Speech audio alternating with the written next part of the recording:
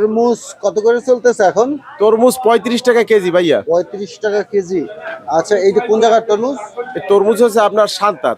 শান্তার। একটু কম রাখা যায় না?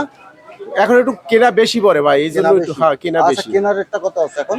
কেনা রেট আপনার সাইজের উপরে দাম হয়। সাইজের উপরে। হ্যাঁ, এটা সাইজের কি উপরে। মানে শত হিসাবে কেনেন না? হ্যাঁ, শত হিসাবে কিনি। আপনার এই ছোট বড় সব একই দাম পড়ে।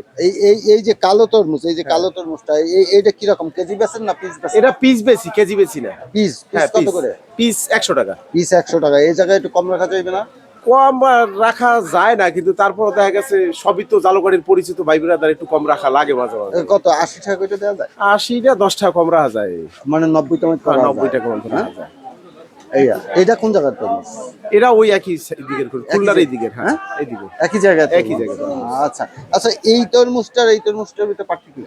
পার্থক্য আপনার কালারে পার্থক্য, এমনি পার্থক্য না। তরমুজ ভিতরে সবই লাল। তরমুজ বিদায় স্বাদ কি একই রকম না, আলাদা? স্বাদ একটু ব্যতিক্রম আছে। স্বাদে ব্যতিক্রম একটু আছে। ব্যতিক্রম আছে। আচ্ছা, এই তরমুজটার নাম কি? এই যে কালো তরমুজটা আমরা দেখি। এটারে অনেকে খরমুজ বলে। খরমুজ। খরমুজ বলে আসলে অনেকে। এটা তরমুজ না। না, অনেকে বলে খরমুজ। এটা খরমুজ।